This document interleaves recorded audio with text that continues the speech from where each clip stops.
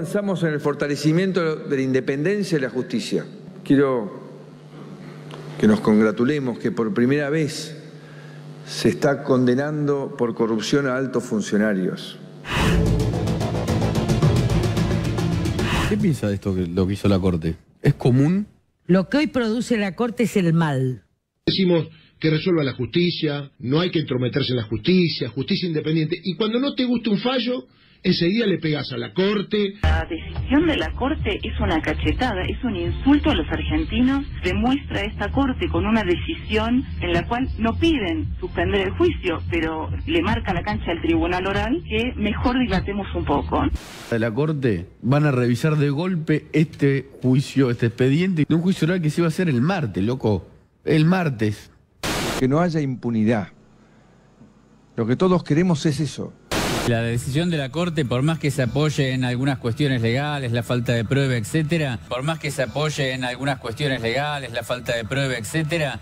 Ellos creen que la justicia tiene que ser militante, digamos, cuando nosotros creemos que hay que defender la Constitución, hay que defender una justicia independiente, hay que defender a esos jueces que trabajan bien, que son valientes. ¿Qué opina de lo que hizo Ramos Padilla? Creo que el Consejo, con todas las pruebas que hay, evalúe seriamente si destituirlo.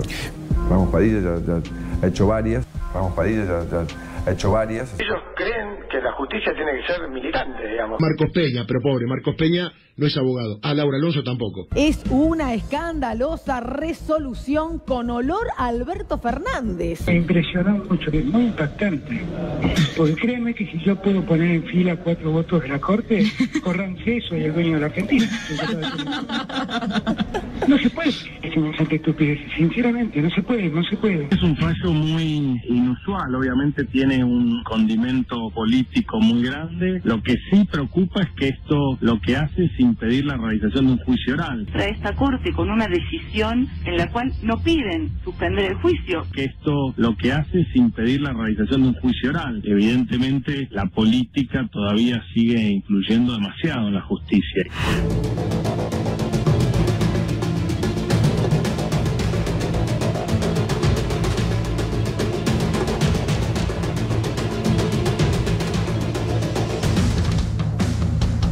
Hola, muy buenas noches a todos, bienvenidos a ADN, muchas gracias por estar del otro lado.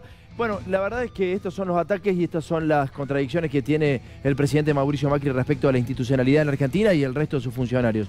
Uno imagina a Laura Alonso, o reemplazar a Laura Alonso con Guillermo Moreno, y vos te imaginás la crítica que recibiría de los medios más importantes de la Argentina. Bueno, los dos medios más importantes de la Argentina en su tapa, que es cuando empiezan a bajar en línea del sistema, empezamos por Clarín, dicen exactamente lo mismo. Básicamente el título primero es la impunidad de la que habla Mauricio Macri respecto a lo de la Corte, y el costadito dice la inflación de abril bajó al 3,4%. Escuchá eso, ¿no? La inflación de abril bajó al 3,4%, lo hablan como un dato positivo. 3,4%, como si todo estuviera bien en el país y entonces la inflación empieza a ceder, empieza a bajar y ya estamos todos contentos porque lo mismo dice el Diario de la Nación. Fíjate, el Diario de la Nación tiene exactamente la misma estructura, la estructura de atacar primero respecto a la Corte, que dice que, bueno, obviamente la Corte de Cristina Kirchner, y al lado justamente igual, en la misma disposición, e inferior a la esperada. La inflación fue del 3,4% en abril, como que está todo bárbaro en la Argentina. No te dicen nada de consumo, no te dicen que no hay plata y por eso obviamente la inflación empieza a ceder un poco, pero 3,4% 55 interanual. Se ve que hay algunos que no leyeron el diario Clarín ni el diario de la Nación. Por ejemplo, vamos a ver a los docentes que hace un ratito estaban obviamente reclamando de esta manera una multitudinaria marcha en donde se estaban reclamando fondos para las universidades, pero también fondos para la ciencia, para la investigación, los fondos para la educación. Siguen los recortes y es muy parecido a lo que pasó antes de hacer con Bolsonaro, ¿no? O hacer con Bolsonaro en realidad, pasó exactamente lo mismo y empieza a ceder el neoliberalismo y empieza a hacerse notar en la universidad, en el presupuesto de ciencia, pero no son los únicos. Volvé porque también la cultura está hackeada en la Argentina y empiezan los recortes que pide el Fondo Monetario Internacional en cultura. Estuvo la Orquesta Nacional de esta manera manifestándose en las calles. Dale. La cultura está en crisis. Para el presupuesto 2019, el secretario de Cultura, Pablo Abeluto, propuso un brutal ajuste y achicamiento en la Secretaría de Cultura de la Nación, como viene ocurriendo año tras año desde que asumió Macri. Cientos de compañeros despedidos, programas y propuestas culturales dados de baja, achicamientos de los programas... Disculpen, achicamientos de los programas sobrevivientes, suspensión de giras y actuaciones de los elencos artísticos, falta de tareas para la mayoría de los trabajadores y ámbitos de trabajo inadecuados, problemas de infraestructura que afectan a los trabajadores y al patrimonio nacional. Estaba sumamente parecido al año 2001, lamentablemente es muy parecido y hay que decirlo, hay que hacer el paralelismo, hay que trazar que la crisis está sumamente complicada. Fíjate lo que pasa en Argentina, también esto dicen los diarios, no los hegemónicos, no lo que dice el gobierno o no lo que puede mandar el gobierno. Ponle plena la noticia, por favor, Jorge, porque por la crisis económica un autopartista presentó la quiebra. Otra más, no es una, es una más de las que presentan la quiebra justamente por esto de la inflación y por esto de la crisis que no están reflejando los medios, pero que sí lamentablemente se está viendo en la calle. En la calle se está viendo lamentablemente muy cruda la realidad. Y te digo en la calle porque también en Olivos, frente a la residencia de Olivos, estuvieron los discapacitados. La semana pasada, hace 2 días te mostramos cómo estaban desde el gremio del SOEM utilizando los autos de los discapacitados del Estado para hacer campaña política. Bueno, fueron a Olivos y le cantaron el himno nacional al presidente porque la situación también de recorte los afecta lamentablemente a ellos, a la cultura, a la educación, a la ciencia y al laburo sobre todo. Hay que ver qué pasa. Hay que ver qué pasa con la Argentina que quiere el gobierno, con la Argentina que quieren los medios de comunicación y la Argentina que está pasando lamentablemente. Me voy a la mesa, me voy a la mesa, me voy a encontrar con los dos muchachos que están esperando acá, Gabriel Morini y Pablo Cano. Empiezo por Pablo. Pablo, ¿cómo estamos? ¿Cómo las tomas bien? ¿Bien? ¿Qué es eso? La verdad que viendo un país que cada vez se revela más complejo de interpretar. Me suena extraño que un ministro de Justicia, que lo hemos visto acá en este canal, se sienta a dialogar con testigos protegidos para arreglar condiciones que después trascienden, que son condiciones de su declaración. Sí. Se sienta con jueces para apretarlos, para arreglar su salida, para que justamente no entorpezca los planes políticos del gobierno que ese ministro representa. Te dice la política textual, la política sigue influyendo demasiado en la justicia. Eso dijo Garabano ayer.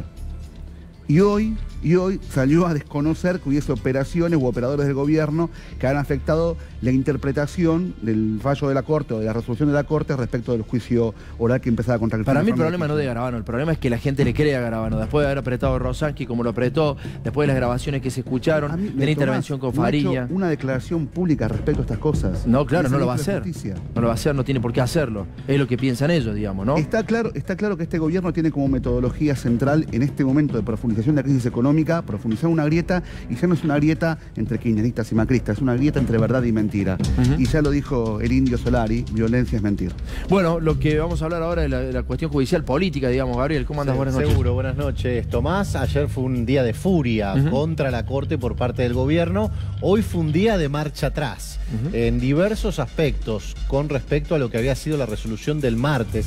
Resolución que no fue un fallo, digo, porque se mencionaba el fallo de la Corte. No fue un fallo. Fue una resolución que había instruido a la Secretaría Penal de la Corte a que reclame el expediente completo de la causa vialidad.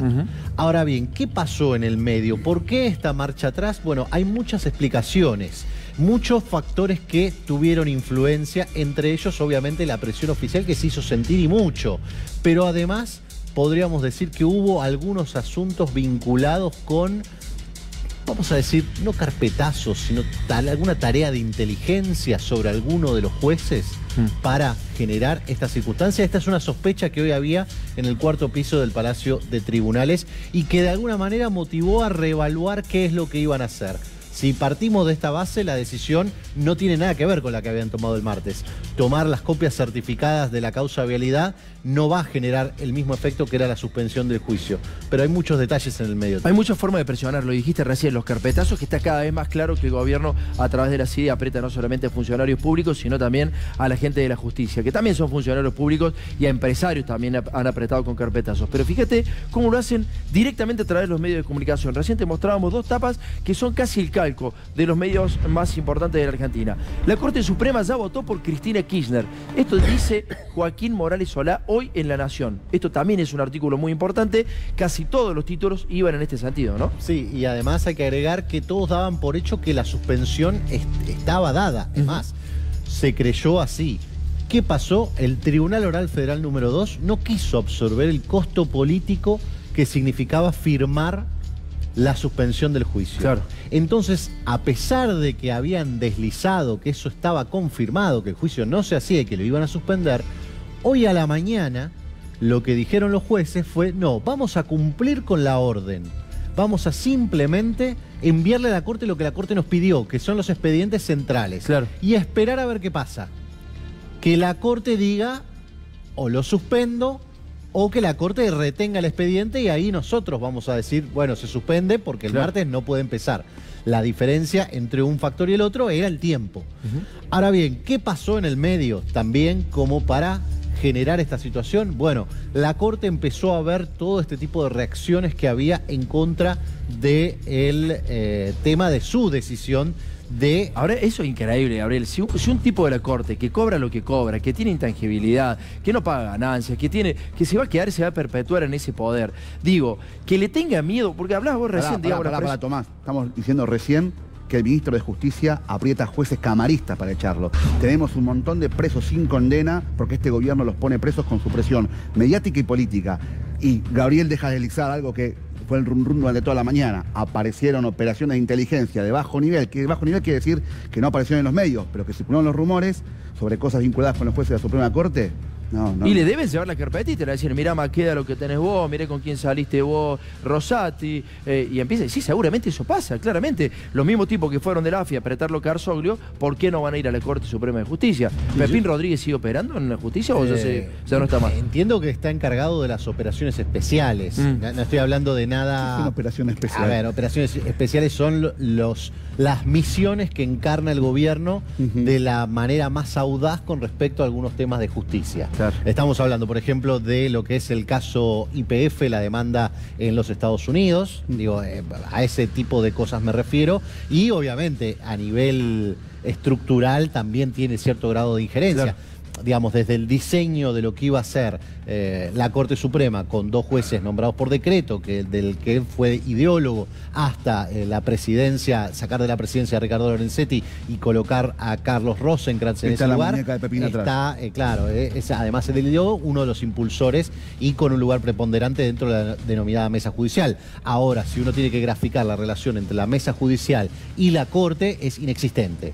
Bueno, vamos a ver qué decía el diario Clarín. A ver también cómo apretaban a través de los medios de comunicación a los jueces de la Corte. No es solamente los carpetazos, esto también pasa. Lo viste claramente en el caso Fariña. La Corte confirmó que el juicio contra Cristina arranca el martes. Y en realidad no lo decidía la Corte. La presión era contra el TOF 2, digamos, ¿no? Sí, el TOF no había hecho la suspensión, no había firmado la suspensión, claro. Solamente le daba los expedientes. La Corte no podía suspender por sí misma el juicio. Es más, se hizo un comunicado, se consensuó entre los 4 ministros un comunicado que incluye casi 10 puntos aproximadamente. Ese comunicado incluso menciona algo central, digo, para tratar de poner en cuadro qué cosas eran, para saltar la grieta, si se quiere, de alguna manera.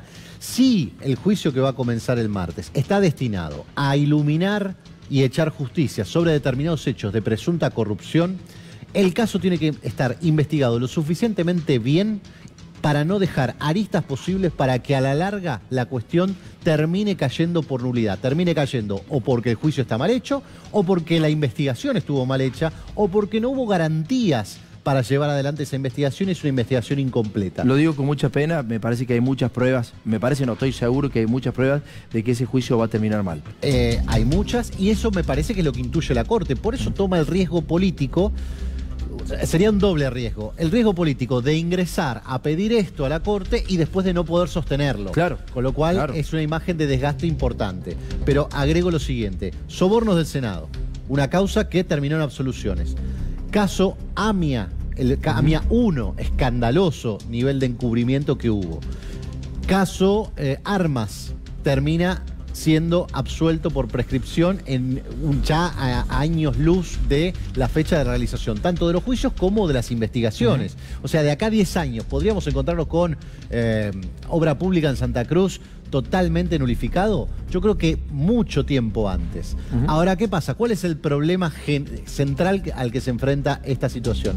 Aquel martes se haga la audiencia, aparezca Cristina Kirchner en el banquillo, el resto de los acusados, tome la palabra el presidente del tribunal, diga, estamos para el juicio tal y tal, y alguien levante la mano y diga, Señor presidente, pido la nulidad de todo lo que estamos discutiendo a partir de ahora hasta que la Corte nos expida. Eso va a pasar. Y eso va a pasar y va a ser uno y atrás va a venir el otro. Y eso va a ser uno de los recursos. Eso va a ser el día 1. Claro. ¿Y qué va a pasar después? Bueno, el tribunal va a tener que decidir, o sigo adelante con esto, a riesgo de que se caiga todo en la próxima audiencia, en la otra, en la que viene, en la número 10, en la número 20, o suspendo ahora. ¿Y por qué es una cuestión política? No les interesa lo judicial. Hoy es necesario que Cristina Fernández de Kirchner se siente en el banquillo de los acusados junto a Lázaro Báez y vas a saber quién más. Entonces, esta es la foto que necesita Cambiemos. Cambiemos está en una situación muy complicada. Mientras más estaba complicada, salieron con este eje. Y después te quiero preguntar eso, Cano, ¿no? Cómo los tipos de alguna u otra manera empiezan a hacer el equilibrio y lo hacen bastante bien en este sentido, por lo menos con todos los medios, con la justicia y con todo lo que todavía quieren que, que siga el modelo como está. Pero bueno, después de todas estas presiones, después de la comunicación que largó el gobierno, salió la gente a la calle. Hay que ver qué cantidad de gente. Hoy también leyendo diarios hegemónicos decían que había cacerolazos por todos lados, inclusive cacerolazos multitudinarios frente a la casa de la expresidenta Cristina Fernández de Kirchner. Y fíjate la gente cómo les empieza a creer al gobierno y a los medios.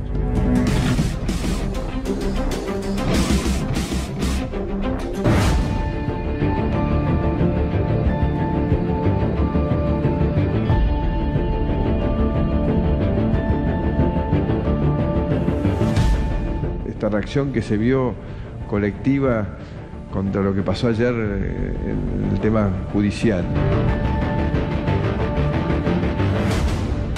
Hay cacerolazos a esta hora, en este momento. Lo único que puedo ver a través de los balcones es que los vecinos tímidamente asoman las cacerolas por la ventana. Claro, me da la impresión, Sandra, que es el cacerolazo puertas adentro, ¿no? Por ahí no están saliendo, no salieron de su casa. Mucha movida. Mucha gente.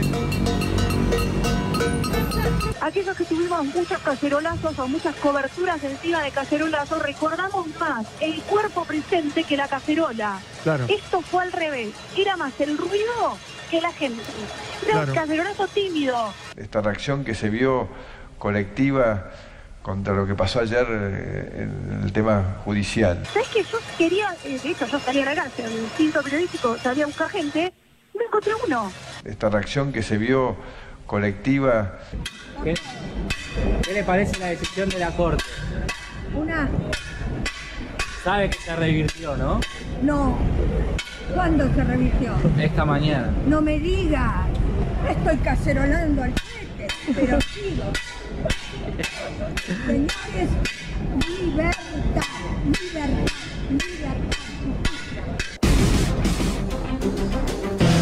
Bueno, esa es la triste imagen, lamentablemente, que estamos dando los argentinos, digamos. En medio de esta grieta uno sabe y identifica claramente cómo viene la mano, ¿no?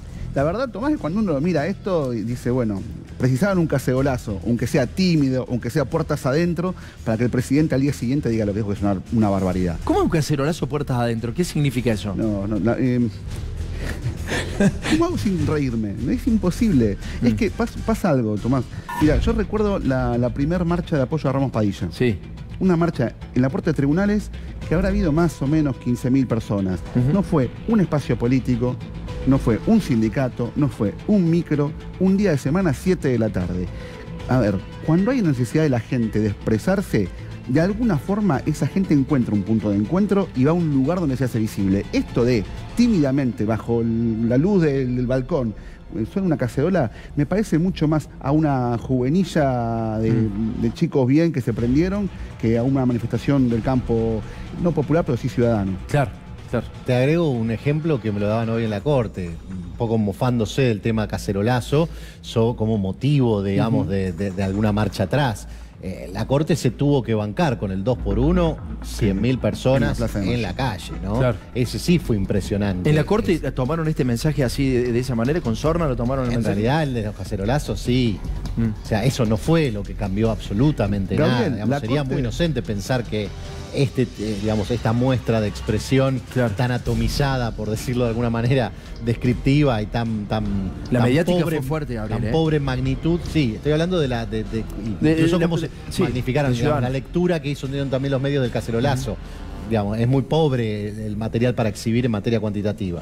Te pregunto, Gabriel, la Corte tuvo que reinterpretar la resolución por la cual perdía el expediente.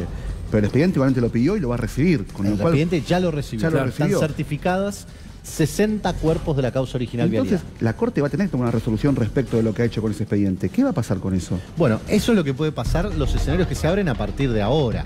Porque hoy lo que se hizo fue tomar uno de los recursos de queja presentados, hay 9, uno que encabeza nada menos que Cristina Kirchner, en la carátula, digamos. Un recurso de queja presentado por Beraldi. Ese recurso de queja lo abre. ¿Qué significa que lo abre? Que dice que lo va a tratar. Claro. No lo rechaza ni lo admite. Lo abre a consideración. Y ahí mete las copias certificadas, o va a meter las copias certificadas una vez que trabajen, digamos, en copiar cada uno de esos 60 cuerpos que hoy fueron trasladados físicamente desde Comodoro Pi a el edificio de Talcahuano. Una vez que eso tenga, va a devolverle el original al tribunal para que arranque lo que vaya a arrancar el martes. Y a partir de eso va a empezar a trabajar sobre los recursos de queja. ¿Qué significa? ¿Para qué la Corte pidió esto? Para verificar si lo que dicen las defensas de lo que se quejan es verdad que no está en el expediente. Claro. Y esto tiene dos aristas. Una, si no está, ¿por qué no está? Y otra, ¿por qué vienen en queja? ¿Por qué se rechazaron? ¿Por qué no hubo instancias revisoras que hayan advertido que esto así no podía estar? Esos son los dos puntos. Hay dos grandes grupos de quejas en la Corte, que son los casos que tienen que tratar.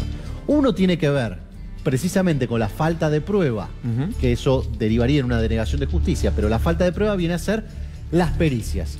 Hay 50 y pico de obras, 51, que están siendo puestas en discusión, vinculadas a Lázaro Báez, etcétera, en Santa Cruz.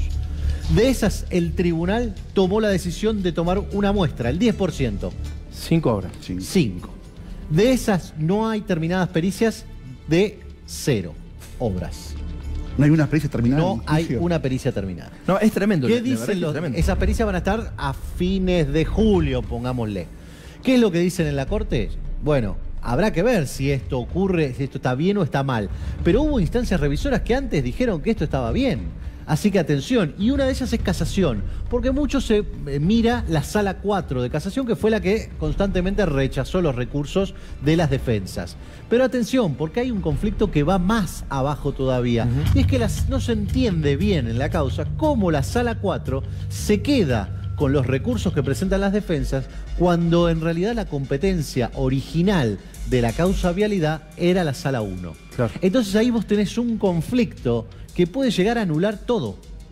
Bueno, son varias cosas, son varios puntos. Nos estamos mordiendo la lengua porque el martes te vamos a mostrar las pruebas de todo lo que está diciendo Gabriel. Te vamos a mostrar que la cosa es una vergüenza. También hay que decirlo, me lo dice Pablo, me lo dice Jorge. La Corte no puede anular un juicio, digamos. El juicio sigue, seguía su camino. No entendemos por qué la política lleva... sí lo entendemos. Claramente el gobierno hoy celebraba, festejaba lo que había hecho la Corte.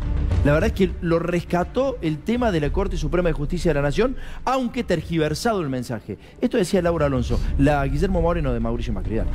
Justamente como querella, la Oficina Anticorrupción se presenta a decirle al tribunal que esta decisión de la Corte, este incidente de la Corte, no es un obstáculo para que el tribunal continúe con el juicio como estaba previsto. Una chicada judicial vergonzante, vergonzosa, que pone a la Argentina en una posición internacional incomodísima del lado de la impunidad. Y eso me parece que es lo que la mayoría de los argentinos estamos rechazando hace muchos años, y somos los que venimos luchando por saber la verdad de la corrupción para condenar y recuperar lo robado. Bueno, no sea mentirosa, Laura. Usted no pelea por la corrupción. No mienta. No le mienta a la gente, porque eso también es doloroso. Lo que está haciendo usted como funcionario pública es muy doloroso. Y que un medio de comunicación le permita mentir de esa manera es más doloroso aún. ¿Qué pasó con la causa Correo? ¿Qué pasó con todas las causas que tenía el gobierno, los funcionarios de gobierno? ¿Qué hizo usted al frente de la Oficina Anticorrupción para que esas causas no cayeran? Usted dijo que no iba a investigar, que no es querellante en ninguna de las causas de corrupción. Sí, Tomás, eso es de cara dura, déjame que te interrumpa, porque esto es bueno rescatarlo para que lo vea la gente una vez más. Esta señora que acaba de decir que esto es la impunidad es la misma señora que dice que no investiga este gobierno, siendo la directora de Oficina Anticorrupción, porque no tiene recursos para investigarlo. Sí, claro. O sea, habla de impunidad alguien que dice que no investigue este gobierno siendo la directora de la Oficina Anticorrupción. Es un perogrullo tan grande que si no fuera un insulto sería gracioso. Además está imputada la titular de la Oficina Anticorrupción. Sabe bien que han hecho todos los dirigentes de Cambiemos. No ha hecho absolutamente nada. Ya corrupción es no hacer nada, Laura Alonso. La primera pata de que todo esto está mal es que usted, no siendo abogada, esté en ese lugar. Y que no siendo abogada se ocupe de hablar de cuestiones jurídicas, digamos... Ayer apretó jueces. Apretó jueces Ayer también, apretó claramente, jueces sí, por públicamente. Por Twitter. Digamos, públicamente. Es casi el barra brava de Cambiemos. En 15 segundos, Gabriel, por favor, cerrame el tema, así ya pasamos a qué pasa en Cambiemos. Lo concreto es lo que va a pasar a partir del martes, como decís vos, seguramente batería de nulidades. Y yo te diría, ¿qué pasa si el juicio empieza de manera tediosa, tortuosa, con las nulidades y demás, pero empieza? ¿Y qué pasa si la Corte a mitad del juicio dice, esta queja tiene razón? El juicio colapsa. ¿Sí? Claro. Y quiero ver si pasa eso, porque ahora podía pasar con el juicio suspendido, pero ya que puede iniciarse el juicio, ¿qué pasaría conforme esa decisión llegue en el calendario electoral? ¿A quién beneficiaría? Y no sé, eso también hay que verlo, hay que analizarlo. No sé quién beneficiaría, depende de quién tenga más poder en ese momento. Depende de quién tenga razón. Y sí, pero no solamente la razón, Gabriel. Vos podés tener razón, pero la razón te la impone el sistema. Recién lo contabas vos, Gabriel, la razón en términos judiciales es una cuestión de tiempo. Mencionabas la causa del Senado, del soborno del Senado. Un señor dijo, me dieron plata en la oficina de la CIDE para ir a sobornar senadores. ¿Cómo terminó la causa? Absuelto. Sí, que no era un señor cualquiera, era Ponta Cuarto y era del riñón. Señores, nos vamos a la implosión de Cambiemos, empezamos a hablar del tema, dale.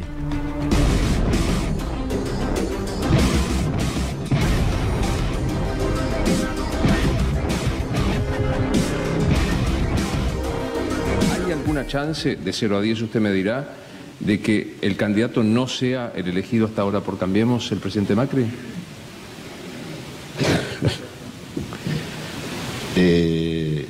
No hay que descartar esa chance, no hay que descartar esa chance.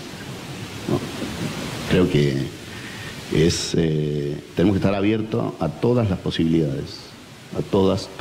Después habló Marcos Peña. Peña alineado total con Mauricio Macri. Ayer justamente se lanzó una convocatoria a la ciudadanía a ser defensores del cambio en esta dirección. ¿Macri crees que iría a una PASO? Yo creo que Macri ¿Ya negó el plan B corte? ¿Iría a una PASO? Yo creo que Macri va a hacer lo mejor para la Argentina. Si Macri entiende y el espacio entiende que hay alguien mejor, seguramente lo analice. El ministro del Interior acompañó, siempre hizo su sociedad con los gobernadores del PJ. Córdoba, el gobierno no tenía un candidato, los candidatos eran de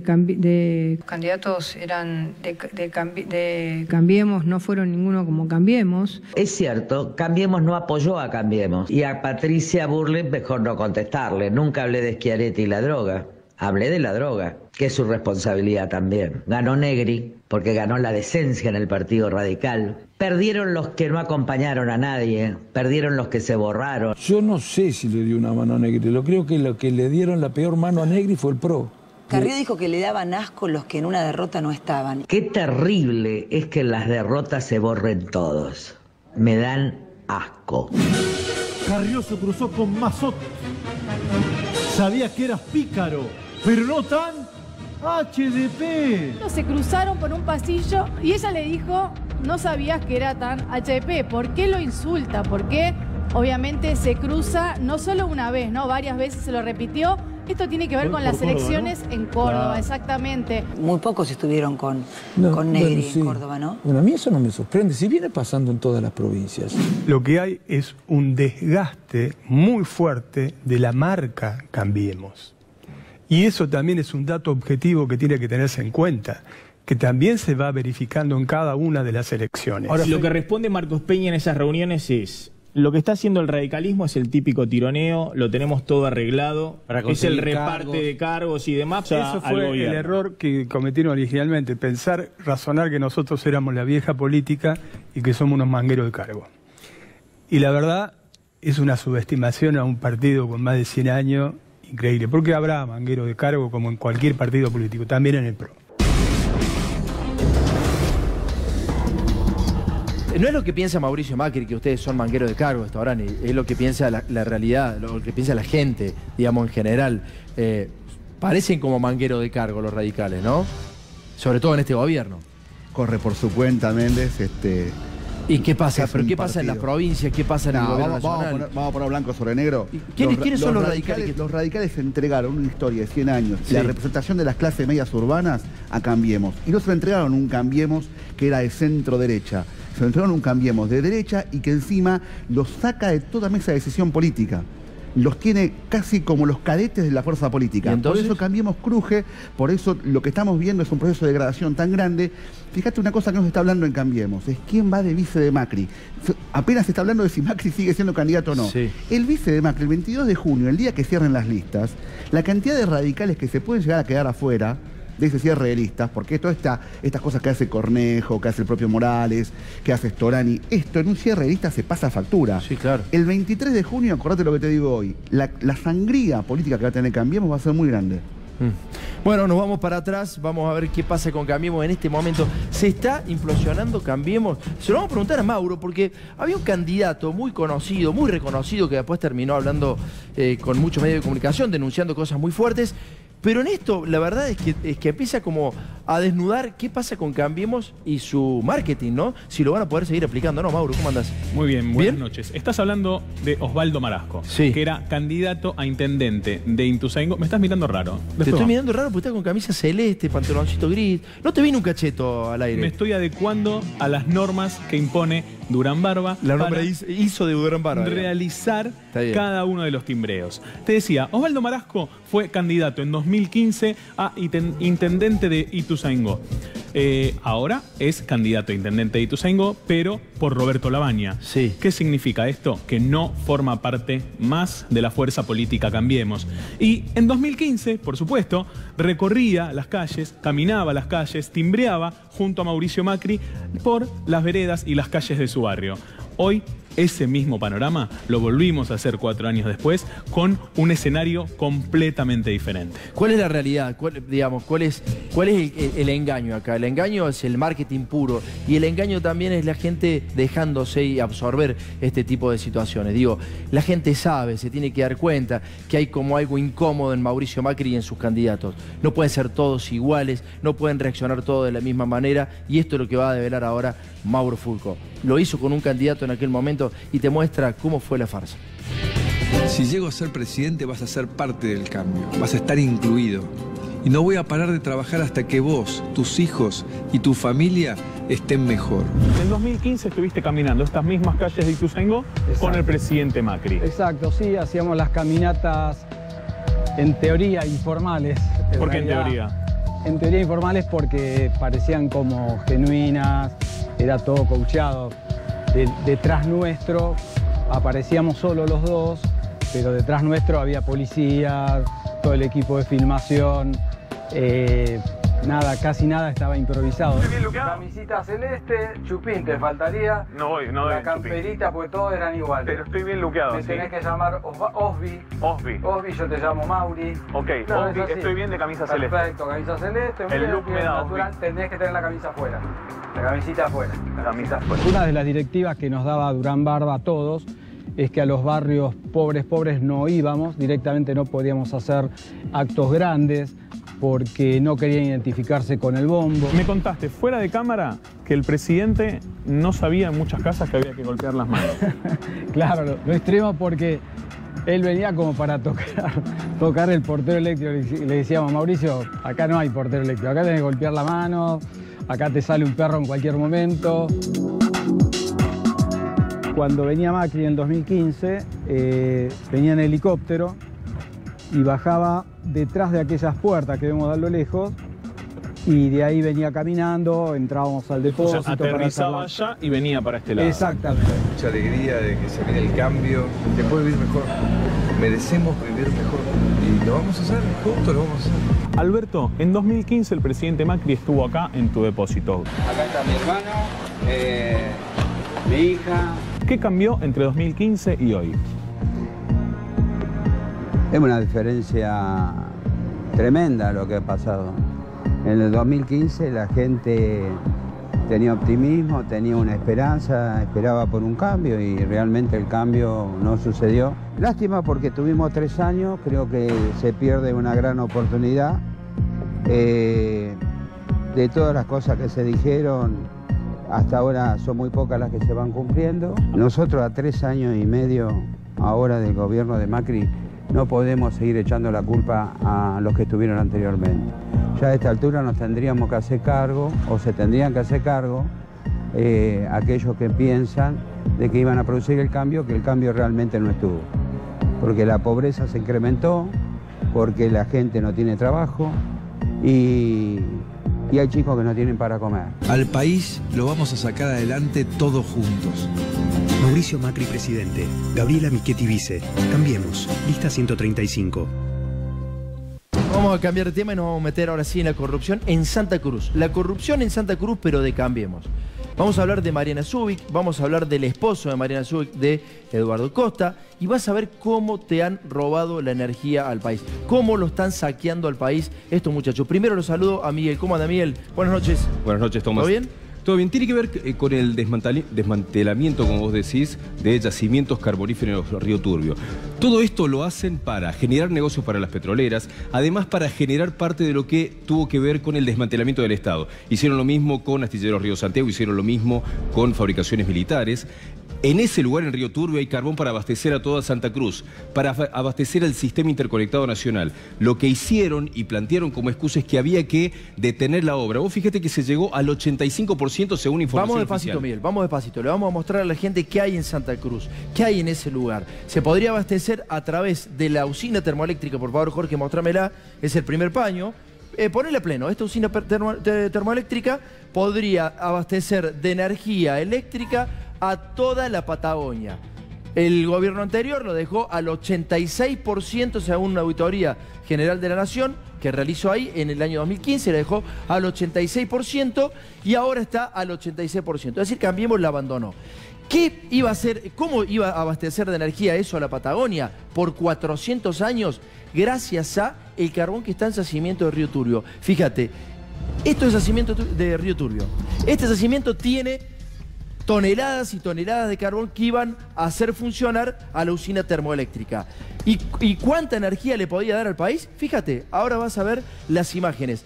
Las imágenes son elocuentes. En el próximo paño, por favor, Jorge, vas a ver cuánto por 400 años, de manera casi gratuita, podría recibir energía eléctrica si esa usina podría estar funcionando. Si esa usina generara energía eléctrica justamente con el carbón que está en el yacimiento, digamos, ¿no? Claro, por eso no tiene explicación lo que hicieron. Y la excusa fue, Tomás, plantear que había una denuncia de un caso de corrupción. Pero no tiene, ninguna manera de justificarlo, porque lo que no te dicen es que podían hacer una auditoría, claro, podían investigar lo que quisieran y no necesitaban parar esa obra. Hoy, en ese lugar, hay maquinaria en la que invirtieron millones y millones de pesos y está la intemperie y se está destruyendo y están destruyendo una inversión millonaria con un objetivo de fondo que es arruinar esto y arruinar un proyecto nacional. ¿Quiénes son las personas que están interviniendo? Las 3 máximas autoridades, por favor, ponelo, Jorge. Ahora va a empezar a ponerse interesante y te vamos a mostrar cuál es el negocio que están haciendo, probado, negocios con papeles, ¿no? Uno es Eduardo Costa, el esposo de Mariana Zubik, que tan preocupada está en la causa vialidad de Santa Cruz. Está en Santa Cruz la señora y mira a ver si Lázaro Báez es corrupto o no, lo cual está perfecto. Ahora, fíjese su esposo, señora, porque en 10 minutos le va a quedar claro quién es su esposo. Sergio Lumachi, que es coordinador general, y Omar Seidán, interventor de Yacimientos Río Turbio. Omar Seidán era el novio de la hermana de Mariana Zubik. Y ahora empezamos a develar cómo viene la corrupción. Dale.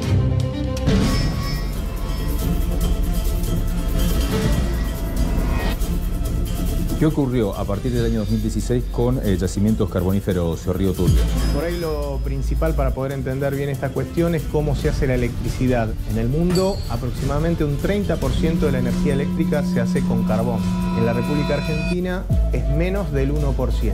Y eso no es porque falte carbón en la República Argentina. Nosotros tenemos mucho carbón en el yacimiento carbonífero Río Turbio. Tenemos existencias certificadas que podrían dar electricidad a toda la Patagonia durante varios siglos con nuestro propio carbón. Por varios siglos, Río Turbio podría aportar energía al resto del país. ¿Qué hizo Macri con yacimientos carboníferos Río Turbio? Lo paró. De abandonó el yacimiento. Paró la obra que estaba muy próxima a terminarse y que tiene todavía la potencialidad de dar energía a toda la Patagonia durante entre 400 y 700 años. ¿Con qué argumento se paró la obra? Que era un paraíso de la corrupción. Imagínate que vos dejás un auto en la base del Cerro Catedral y vas 2 años después a buscarlo. ¿Cómo lo encontrás? Acá pasó lo mismo. Las máquinas sin mantenimiento, una inversión que hizo el país de 26.000 millones de pesos, Macri lo dejó destruir. Pararon yacimientos carboníferos Río Turbio y ¿qué hicieron? Argentina le empieza a comprar gas a Chile, un país que no tiene reservas gasíferas. Shell Chile se lo compraba a terceros países porque ellos no tienen gas y nos lo vendía a nosotros a un valor prácticamente del doble de lo que nos lo vendía Bolivia. Aranguren no vendió las acciones de Shell, o sea que él como ministro de Energía le compraba a Shell el gas de importación. Entonces con ese gas se hizo la electricidad que no se hacía con nuestro carbón. Pusimos a las grandes empresas petroleras a autocontrolarse, paralizar todo lo que competía con ellos, la energía nuclear y el carbón. Al no hacer, se justificó subsidios a la energía eléctrica que nos vende Lewis. Lo conozco de años a Joe Luis, soy amigo de él. Nosotros le estamos pagando un valor por encima del de mercado a Lewis por la electricidad que hace con la fuerza de nuestros propios ríos.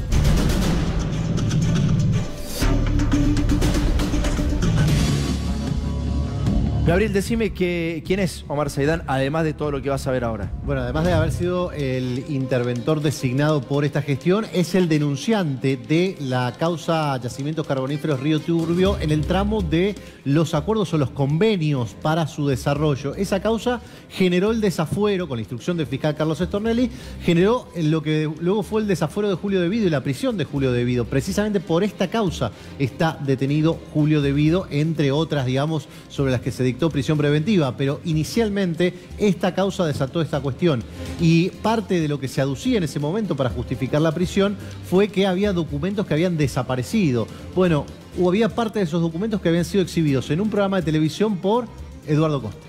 Señores, lo que vas a ver ahora es cómo empieza a autocontratarse Costa a través de Saidán con Yacimiento Río Turbio. Una de las partes es este Hipertehuelche, Miguel, ¿no? ¿De quién es Hipertehuelche? Hipertehuelche es del senador Costa, marido de Subi, que siempre denuncia la corrupción.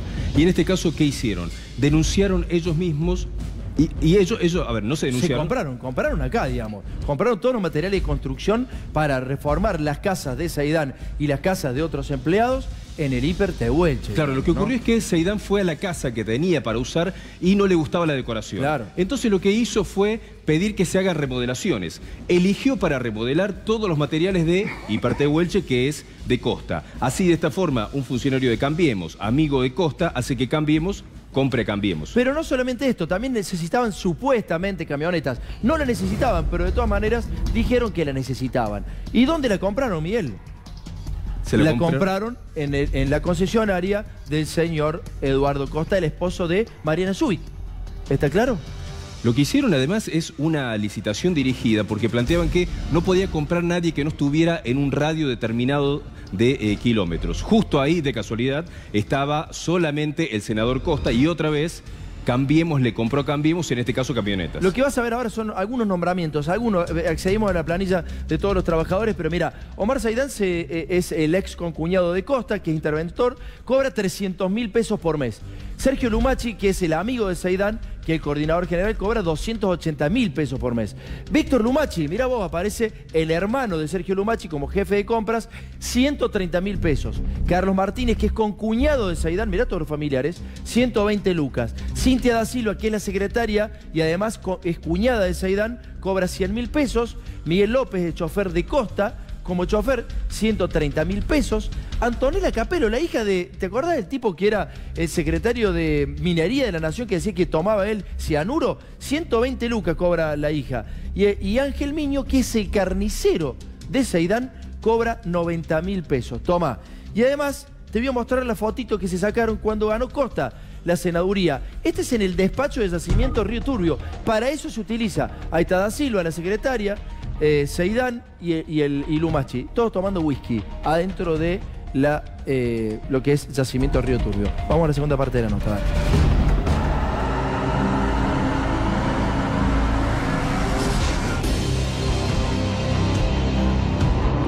El interventor actual se llama Seidán, es hijo de un ex empleado del senador Eduardo Costa. El padre de Seidán estaba vínculos comerciales con Eduardo Costa, que prácticamente tiene la exclusividad de la venta de vehículos 0 kilómetros en toda la provincia de Santa Cruz. Seidán es entonces el responsable de la administración. Es el interventor puesto por el gobierno de Macri en el Yacimientos Carboníferos Río Turbio. El senador Costas puso primero sus amigos y los gerentes de su empresa en el Yacimiento Río Turbio. ¿Qué te contraste que hizo Seidán? Se hace una licitación para la compra de camionetas que, por cómo se hizo el pliego, el único que las podía vender era Eduardo Costa. Compran camionetas que no eran necesarias, porque hacía un par de años se habían comprado camionetas 0 kilómetros, y se las compran a las concesionarias del senador Costa. El único postor fue él. Armaron una licitación dirigida. Los oferentes no podrían tener las concesionarias a más de 400 kilómetros de Río Turbio. Y cuando la flota anterior, que se había comprado un año y medio antes, se compró directamente de fábrica. ¿Hubo algún otro beneficio que recibió Costa por su vínculo con el gobierno en esto? El yacimiento tiene 3 propiedades que se usan para los altos funcionarios del yacimiento. En una de ellas quería vivir Seidán y decidió remodelarla a nuevo porque no le gustaba cómo estaba el diseño de la casa. Y compró el 100% de los insumos en el Corralón Hipertehuelche, que es del Grupo Costas. Mariana Zubik muchas veces ha hecho denuncias de casos de corrupción y es una bandera de la lucha contra la corrupción. ¿Hizo alguna denuncia de este tipo de casos? No, desde ya que no. Ella es la esposa del senador Costa. No creo que lo haya denunciado el marido. Tendría que fijarse en lo que pasa en la casa.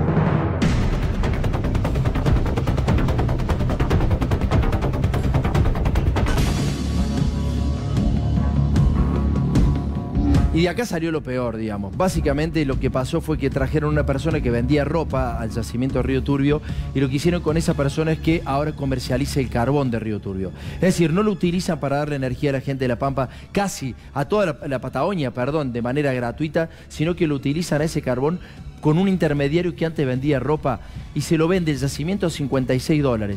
¿Y sabés a cuánto lo vende este señor? A $96. Le ganan $40 la tonelada. Omar Seidán se está haciendo multimillonario con Eduardo Costa, el esposo de Mariana Zubik. Están robando yacimiento de Río Turbio. Pero para ser más explícito, porque en un ratito vas a ver eso en el informe, mirá lo que hacen con la tarjeta de crédito de yacimiento de Río Turbio. Esto es en el año 2017, ¿sí? Fíjate lo que hacen. ¿A dónde van a comer? A Osaka. Esto es sushi, ¿no? En el 2017. Osaka es sushi. 2.700 mangos. O sea, más o menos 6 lucas. Una inflación de 6 lucas de hoy. Como 6.000 pesos hoy de sushi, ¿no? Sí, sí. Esto es lo que hacen los muchachos. Y se van al supermercado casi el mismo día, un día y al otro día, van al Jumbo de Pilar y al Jumbo de Palermo. Para ahí. Sí. Vamos a un homenaje a otro compañero de trabajo. Jumbo Pilar, Jumbo Palermo. Sí. La empresa es... Del sur, digamos, de Santa Cruz. Sí. ¿Santa Cruz de Río Turbio? Sí, claro.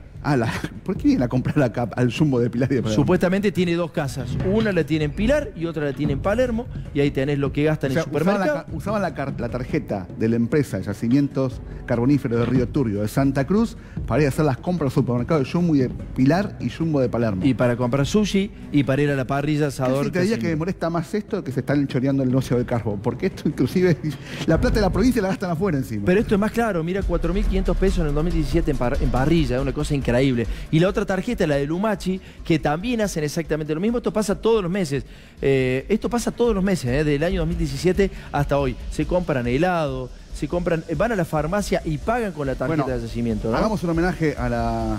¿Qué título tiene Laura Alonso? Laura Alonso, no sé si tiene título. Bueno, a la jefa de la Oficina Anticorrupción, Laura, es impunidad. Esto es impunidad. Esto es corrupción. Esto es impunidad. Claro. Soy tan impune que voy con la tarjeta de Yacimientos Carboníferos de Río Turbio a comprarme helados Tito. Voy a helado, voy a la farmacia y voy y miserable, porque no te puede pagar tu bolsillo, hermano. No, bueno, pero mirá, acá se va al spa el tipo, ¿no? Y se paga 40.000 pesos en el spa. 40 lucas de spa, ¿de qué año es esto? En el 2017. Actualízalo. Es como una gamba de hoy. Claro, son 100 lucas. Bueno, vamos a ver la última parte de lo que está pasando con Río Turbio y el esposo de Mariana Zubik. El 1 de febrero se anunció la firma de un millonario contrato entre Yacimientos Carboníferos Río Turbio y un empresario de San Juan. Por primera vez, la empresa estatal no iba a vender el carbón de forma directa dentro del país, sino a través de un intermediario amigo del interventor. Son 15.000 toneladas mensuales de carbón para la industria calera de San Juan. Para ese millonario negocio, el interventor buscó al sanjuanino Sergio Vallejos Mini, que curiosamente, hasta ese momento, era solo un empresario textil y al yacimiento le había vendido camperas para sus trabajadores por 30 millones de pesos, sin licitación y en un momento en el que la mina estaba paralizada. ¿Todo esto por qué pasa? Pasa porque decidimos que pase. Sin embargo, el negocio grande llegaría en 2019, otra vez sin licitación, ni concurso de precios ni nada. Se le adjudicó directamente a Vallejos Mini un contrato para convertirlo en representante y distribuidor del carbón en San Juan por 30 millones de dólares. Y la verdad es que a veces uno siente que hay unos pocos que nos toman el pelo a millones. Pero veamos los números. La empresa estatal le vende a Vallejos Mini la tonelada de carbón a 56 dólares, puesta en el puerto, y el intermediario se la vende a las empresas caleras de San Juan en 90 dólares. Es decir que el intermediario Sergio Vallejos Mini está comprando 56 lo que va a vender a un promedio de 90. Eso implica que en 3 años va a ser una diferencia de 18 millones de dólares. O sea, 828 millones de pesos. Nunca más seguir permitiendo que una sociedad se base sobre la viveza criolla mal entendida, sobre la corrupción. Ese millonario contrato se firmó con un privado que en AFIP todavía sigue inscripto como empresario textil, pero vende carbón por 30 millones de dólares. El momento especial para todos. Está Jorge nuevamente del Imparcial. Gracias, Jorge. ¿Cómo está la cosa?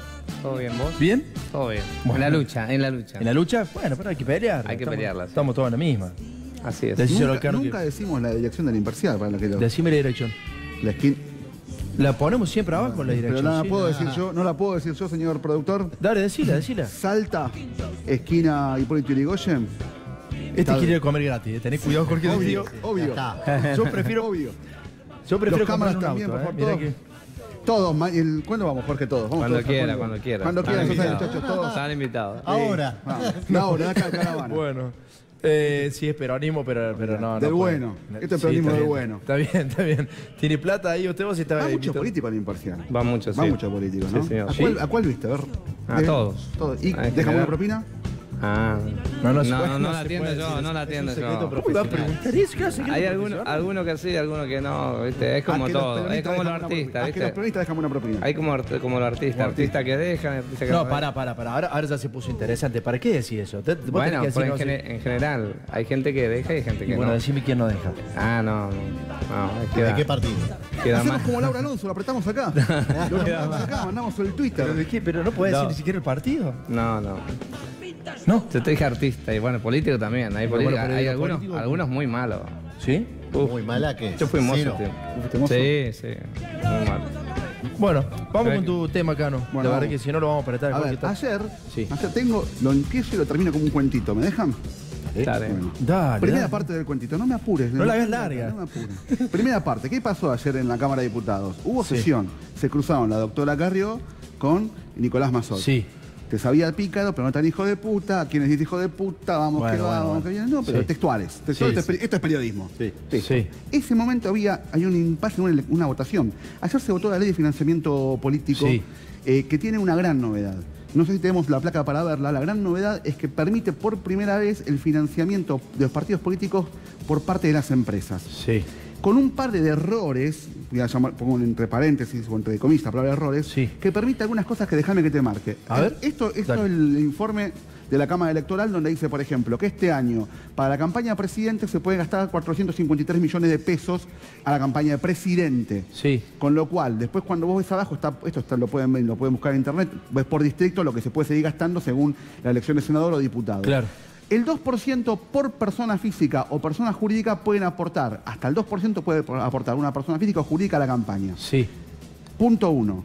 El 2% por persona física o jurídica. Déjame que te haga un ejemplo y para no nombrar a nadie en particular, vamos a hacerlo con la gente de la casa. El Grupo Indalo, cuyos dueños estaban hace 15 meses presos, sin sentencia, son varias empresas. Está la empresa del canal, la empresa de otros medios, la empresa de la petrolera, la empresa de alimentos. Esa empresa decide aportar a un candidato. 10 empresas. ¿Cuánto suman de a 2%? Claro, 20%. Claro. O sea, grupos empresarios argentinos grandes... Puede aportar el 20% de eso. El 20, el que tenga... por razón social. No, dos por razón social. Porque dice dos por persona jurídica, no dice por grupo económico ni por grupo empresario. Con lo cual, los grandes grupos empresarios pueden hoy comprarse, voy a decirlo entre comillas también, comprarse un presidente. ¿Y quién controla cuánto gastan? Porque 453 millones de pesos, yo te voy a decir una cosa, en una provincia chica es lo que se gasta para una campaña de gobernador, A ver, hay provincias donde el gasto político hoy es extremadamente exagerado, la política es cara. Déjame que te diga algo también, las empresas que van a poner una moneda acá, las empresas que ponen, ¿de dónde sacan la plata de las empresas? Sus ganancias, ¿de dónde sacan la ganancia? De los servicios que venden o los bienes. Casi todas van a ser proveedoras del Estado. A ver, no, pero yo te lo pongo más fácil todavía. Esas empresas que venden bienes y servicios, te cobran a vos el bien y servicio. Sí. Con tu plata, la del consumidor, van a financiar políticos para los intereses de quién, del consumidor o de las empresas. De las empresas. Fíjate vos, esta ley no permitió que los trabajadores, que los sindicatos pongan plata. Sí permite que un grupo empresario pueda, si se quiere, copar una campaña. Y estaba contando recién la anécdota de Carrió y Mazot, Pícaro, sí. HDP, para no decirlo de vuelta. Ayer se votó. Esto tuvo un acompañamiento de unos 169 diputados. Sí.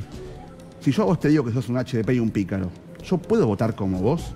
Y no, claramente no. Bueno, ¿cómo votó Carrió esta ley que permite que las empresas financien? A favor. ¿Cómo votó Mazot? A favor.